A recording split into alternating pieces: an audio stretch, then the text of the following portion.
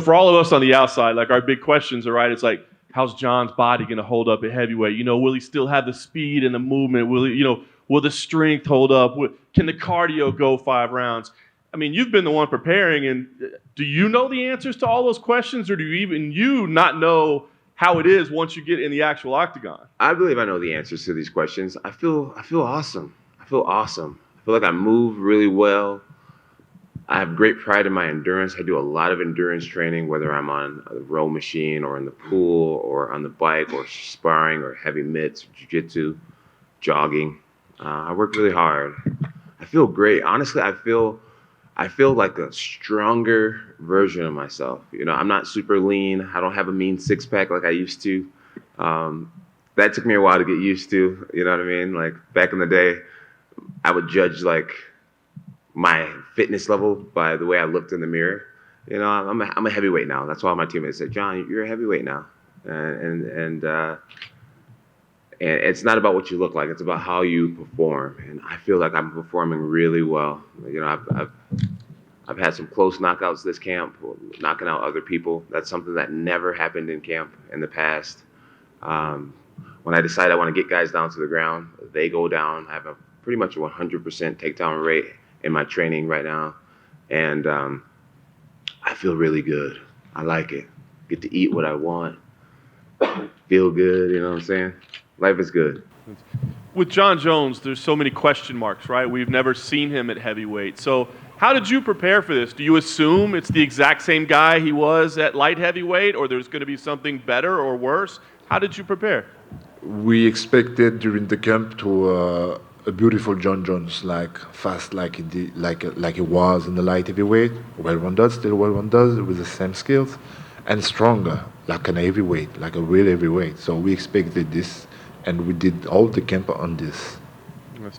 Last thing for me, you win this title, there will be some people that say, yeah, but it was vacant title, and yeah, Jon Jones is a light heavyweight that you won. They'll have that. How would you address that? And what does this mean to you? Are there any questions that you're the champion if you win this fight? No matter the feeling of every people around that. Me, like I like to say, I won the belt now, no matter who is the guy, but now he's Jon Jones. So this is going to mean a lot for me because he's a GOAT. Everybody know that because of the start of this career. So even if he's not his division, he is an athlete. He's still an athlete. So if tomorrow we win, we will win. It's going to be something big for my career and something big for my life, for sure. Nice. The last question for me, obviously you spent a lot of time fighting the absolute best in the world, right? So I'm just curious, as you break down Ciryl, where does he rank on that scale of best in the world? Like, is he up there as one of the toughest challenges you've ever had, or maybe not? It's hard to say. It's hard to say whether it'd be the toughest challenge or not. I can't predict the future. My first Gustafsson fight, I wasn't expecting him to put on the fight he did, and it was an absolute war.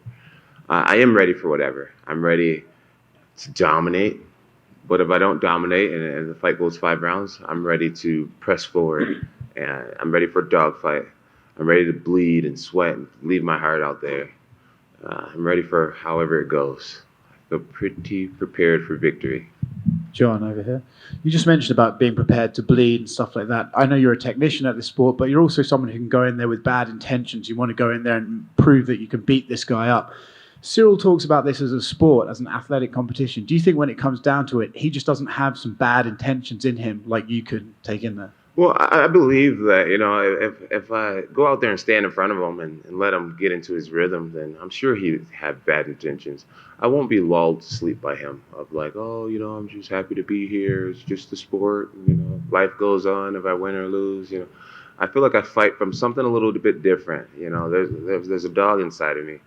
It was interesting because during the countdown, his coach was like, for the Tai Tuivasa fight, we focused on bringing out Ciryl's dog, and I don't feel like that's something your coach should have to like teach you about being a dog.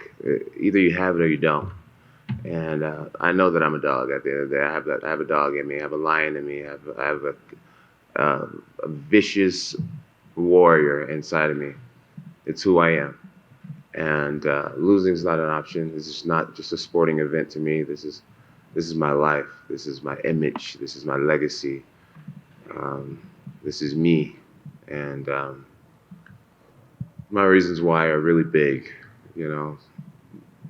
My reasons why are really big, and I don't know if his energy matches mine when it comes to the seriousness of how I take this fight in this game. And he was obviously tweeting about like you and Francis and stuff. Last week, he said your last few opponents had terrible defense. They couldn't check kicks.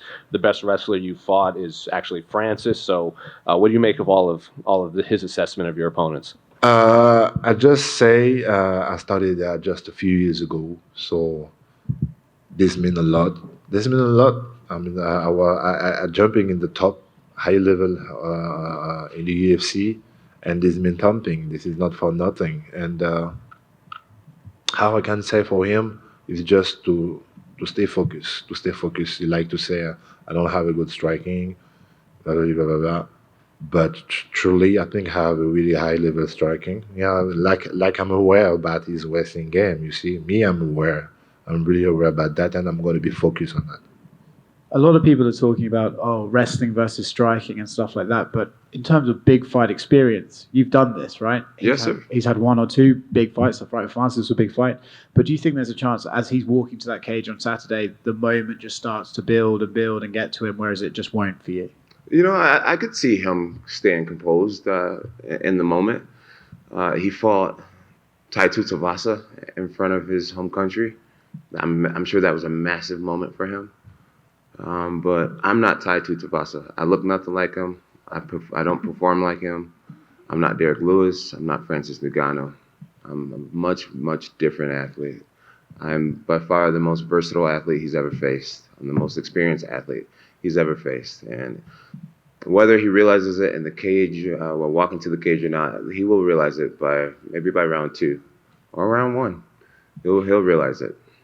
And how much of a benefit is it that you fought for an interim title, you fought for the title already at heavyweight, and John will be moving in a new weight class? Like, you've been a heavyweight fighter your entire career. How much of a benefit is that, do you feel like, in this matchup? Yes, for sure, 100% is going to be an advantage because I started in this division. So this is not something new for me. It's going to be new for him, even if he did, I'm sure, a lot of sparring with some heavy guy. Even if he did that, yes, I got more experience than him on it, yeah. And just last one from me. I don't know if you looked at the betting odds, but you're the betting underdog in this fight. Does that surprise you? Yeah, perfect. I like that. Yes, perfect. I like that. Of course. We're talking about a guy with a big career, and I just started. Like I say, I got a really young career. So yeah, makes sense. When you spoke to John Morgan, you said that you can guarantee the fans this fight and a Stipe fight. Is that possibly the last time we'll see you? If you beat Stipe, are you content with walking away, or do you have an interest in fighting these younger up-and-comers once again, but this time at a different division? Really, I can't predict the future. I speak very confidently. I have a lot of belief. I have a lot of faith, but I can't predict the future. Like I said, this fight could be an absolute war, or it could be like, wow, he just blew through Gane. I don't know how it's going to look. I think I'm going to base it on how I'm performing, how I'm feeling. I'm just going to take it one fight at a time. And my goals for myself personally is to make this look easy and to fight at least 2 times this year, at least. And then we'll just take it from there. It's been well over a year since you lost to Francis, but in hindsight, is it kind of a blessing in disguise because now you've got a second title shot and you get to give arguably the greatest of all time his first professional loss? Oh yes, that's a really big deal, and I prefer this situation. Yes, I would like to have a revenge with Francis Ngannou, but to have John Jones and to have the belt at the same time, this is really crazy. Yeah, and a lot of people have been wondering about how much John is going to weigh. Have you thought about that? Factored that into your training, or have you not? No, not really. I really don't thinking about that. We expected maybe a guy heavy, but not too heavy because he's going to be too slow. So some stuff like 115 kilos, something like that. I don't know. Thank you, sir. John, over here. We spoke with Anthony Smith earlier this week, and he said if you had fought Francis, he would probably predict you to go 50-45 over Francis, and he feels Ciryl is just a tougher, like, mixed martial arts fight. So given how much tape you do watch leading up to your fights, do you agree that Ciryl would just be a tougher all-around fight than Francis? I feel like Ciryl is the most incomplete fighter in the top 5 right now. He has really good striking, and he has really good footwork. But I've watched his fights. He got tired in his last fight against Francis Ngannou. All that fancy footwork, him supposedly being the fastest heavyweight that we've ever seen. All that went away. 1 or 2 takedowns, making him earn getting back up to his feet. That tired him out big time.